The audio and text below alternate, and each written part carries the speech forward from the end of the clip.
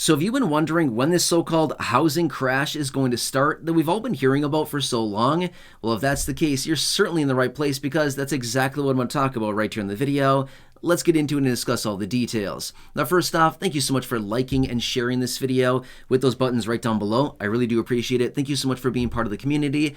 Let me explain exactly what's going on here with this whole housing market crash we've all been hearing about for so long now. All these people coming out saying, look out, it's about to start. The housing market crash. There's going to be some amazing deals on real estate. You'll be able to pick up a house for $16 next week.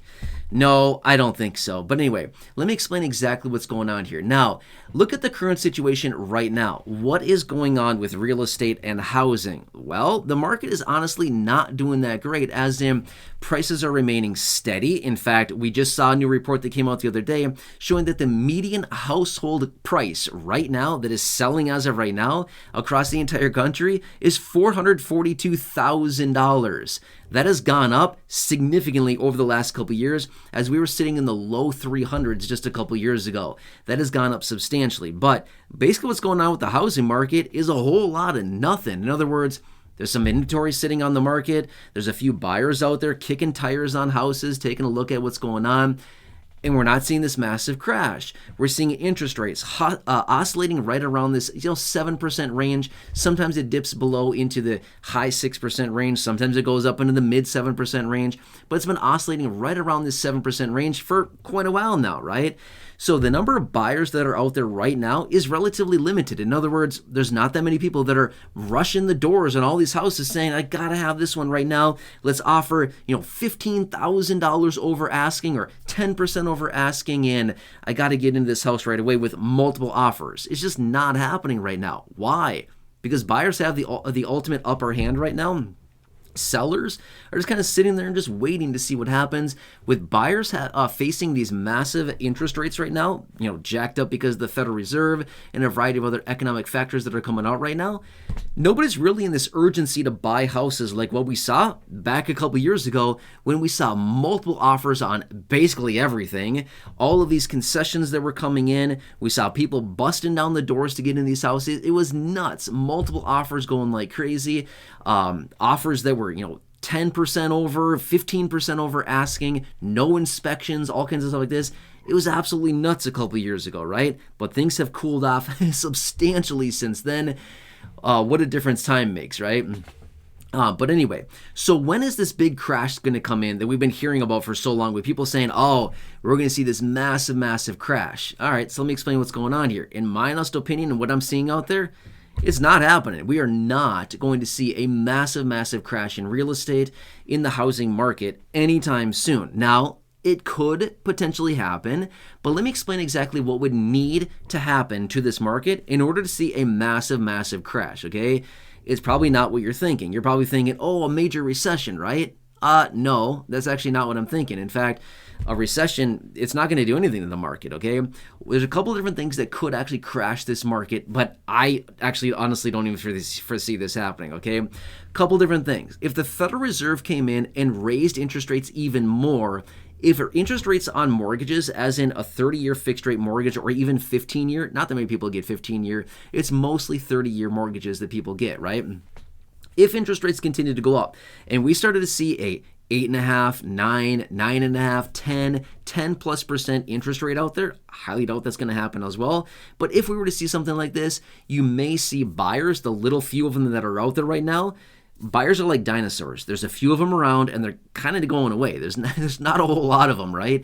But the few buyers that would be out there would be like, you know what? I'm good. I don't need to buy a house right now. I'm just kind of going to sit on the sidelines here. I'm not going to buy anything. That is scenario number one, is if we saw massive interest rates come in, even higher than we're currently seeing right now. If we saw this 7% handle go up to 9%, 10%, then sure, you would certainly see some pressure on the real estate market because these buyers that must sell, remember, there's a couple different sources of buyers, right? There's the people that, I'm just going to throw my house on the market and see if it sells. There's other people that say, well, I'd really like to sell, but I don't need to sell. There's other people that say that, well, I kind of need to sell, but I can kind of give it some time here. And there's other people that say, I must sell and I need to sell fast. This is another option as well. But Basically, if interest rates went up, you'd see a lot of buyers come out of the market and just basically go to the sidelines and say, I'm good. I'm not going to buy a house right now. And then you see all these houses sit on the market, and then basically buyers would be sellers would be forced to lower prices to find the demand for the fewer buyers that are out there. Okay, so that's scenario number one. Don't foresee that happening. Next, a massive increase in inventory, or in other words, known as supply. Okay, supply and inventory are literally interchangeable words for literally the exact same thing. But remember, markets, doesn't matter if it's real estate, doesn't matter if it's stocks or crypto or ETFs or bubble gum or cars or literally anything. Okay, everything. Prices are always indicated by and set by supply and demand. That's literally all it comes down to every single time, okay? Supply and demand. So, considering we have a limited amount of demand, as in the pool of buyers is relatively limited right now, right? Because of interest rates and a variety of other factors, people are just saying, forget it, I'm good, I'll sit out for a while until these rates come down. So, if we see a massive influx of supply, okay, as in we see a huge number of homes hitting the market and jacking up inventory, right? If we were to see this happen, again, I don't foresee this happening, if we were to see supply double, triple, or quadruple at some point in a relatively short amount of time, again, this is an extreme example. I do not think this is going to happen, but if we were to see supply increase substantially, as in double, triple, or quadruple in a very short amount of time, then we would like to see prices come down. Why? It's just like everything. When you have an abundance of supply of anything, prices must go down to find demand, right? Unless there's enough demand to absorb all the supply hitting the market, then prices must come down. Same thing like we saw a couple years ago, right? We did not have enough supply, enough inventory on the market. We had a huge supply of buyers.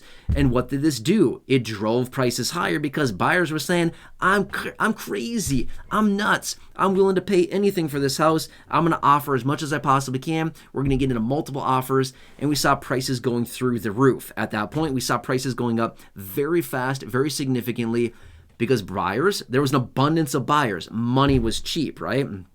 Interest rates were like 3%, even sub 3% in some cases.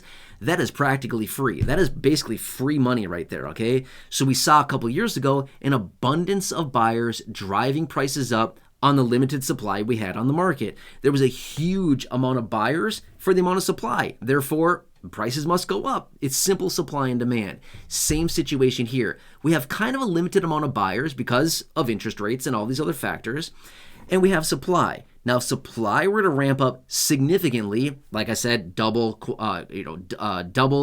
triple, quadruple, something like this in a relatively short amount of time, now the equation has flipped. Massive supply on the market, prices must go down to find the demand. That's it, okay? I don't foresee any of these situations playing out. I do not see a massive supply hitting the market. Here's why. Most people, in fact, I just saw the statistic, something like 80+% of people that have mortgages right now are locked in under 5%. Interest rates are currently sitting at about 7%, okay? If somebody's locked in below 5%, why would they sell their home so that they have to rebuy at 7%? It's just not happening, right? The logic behind it does not make any sense, okay?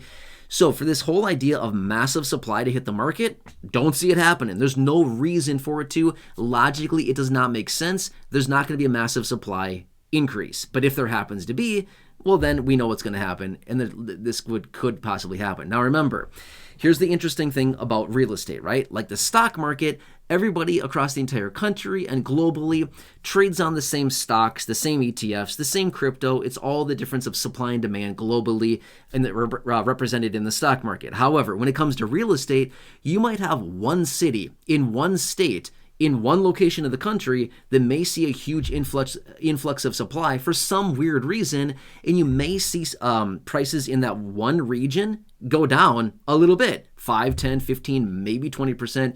In an extreme example, you may see that. Whereas, I'll give you an example. Real estate in Washington State is not going to affect real estate in Tennessee. It's just not going to happen, right? There's no point. Why would it? It's locational, right? It's proximity. It's geographic makes a difference when it comes to real estate, right? So it doesn't really matter what's going on in California compared to what's going on in Kentucky. It literally does not matter whatsoever, right? It's all basically regional. Does that kind of make sense? So that's what I wanted to share with you really quickly. So I don't foresee any of these situations playing out. But we'll need to continue watching what happens going forward. Now, here's what I do foresee happening. I do foresee the market kind of being what it is for now, as in limited buyers, rates stay high, supply doing whatever it does, nothing crazy. Supply is just kind of is what it is. Maybe some price cuts across the board. In fact, we've been seeing some price cuts across the board a little bit, but for the most part, prices are still staying, relatively strong. Maybe you can grab a little bit of a deal. Some buyers are willing to deal a little bit. Some sellers are willing to come down a little bit. But for the most part, it's kind of the same old thing, right? But here's what I do anticipate happening. At some point, I don't think it's going to be anytime soon, but at some point, the Federal Reserve will start cutting interest rates. Depending on the health of the economy, if the economy goes down rapidly and we see ourselves in a massive economic contraction or a massive recession, then guess what? We're going to see interest rates fall very rapidly from the Federal Reserve. If we see interest rates on mortgages, as in primarily the 30-year fixed, if we see the 30-year fixed come down to say 6%, 5 3/4, 5.5, 5 1/4, 5, sub 5, as in high fours. If we see that happen, hold on, because this thing is going to get wild and it's going to be a buyer's, well, it's not going to be a buyer's market. It's going to be a seller's market yet again. We're going to see buyers coming out of the woodwork like a bunch of termites, running all over the place, buying everything they possibly can or making offers on everything because money will be relatively cheap again. Remember, it's all relative. Right now, 7% is very high relative to where it was a couple years ago at 3%, 2 3/4, 3 1/4, whatever it happened to be. Money is very expensive today relative to where it was. However, if interest rates go down to say 6%, 5.5%, 5, or even sub 5%, guess what? Now it's relative the opposite direction. Interest rates at that point would be very, very low relative to where they were. 7%, wow, no thanks. 5%, sign me up. I'll buy a couple, right? My point is, it's all relativity. So that's what we need to take into consideration as well. When these interest rates come down, and again, I am not the only person saying this. There's a lot of people saying this, that when these rates eventually come down, in my opinion, I think when we get around that 5% range, it could be a little above 5, a little below 5. I'm going to say this much. Once we get a below probably 5.5%, anywhere below 5.5, the lower we go below 5.5%, it's going to get nuts again. Absolutely nuts. On the buy side, buyers are going to be crazy. They're going to be all over the place making offers on everything. If it moves, I'm making an offer. If it looks like a house, I'm making an offer. If it has a door and a window, I'm making an offer. You know what I mean? The crazy things we saw the last couple of years here. But until then, I think we just kind of bounce around and do the same old thing. There's no reason that buyers are all of a sudden going to jump into this market. There's no reason we're going to see this influx of buyers right now when the market is doing what it's been doing. There's no reason. The buyers that are out there are good. They're just going to sit back and wait, okay? Same thing with sellers. Sellers are kind of locked in too. They're not going to say, well, I'm going to list my house this week just for fun because I want to get out of my 4% mortgage and lock in a 7%. Not happening, okay? It's all about affordability. Remember, at the end of the day, what does somebody think about when buying a house? Is it the purchase price? A little bit, but what is more important? How much money do I have to pay for this thing every single month? Is it $1,000? Is it $1,200? Is it $1,500? Is it $3,000? Is it $2,500? At the end of the day, this is what it comes down to. How much do I have to pay out of pocket every single month on this house? That's what buyers want to know, right? And as a result, well, right now with high interest rates, again, some people say, well, I'll just buy now and refinance later. Okay, you could do that, but get ready. You might be paying high interest rates for couple years. We could easily see this for a couple years. We've already seen it for quite a while now.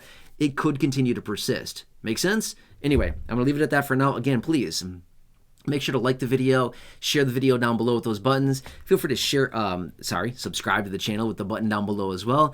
Otherwise, leave your comment, your question, your feedback down below. And again, hope they enjoyed this. Check out any other videos here on the channel. The ones I've hand selected for you down below in the description at the top of the comment section. Until next time, let me know. I'm here for you in any way that I possibly can be, letting you know what I'm seeing in the markets right now. It's a crazy time out there.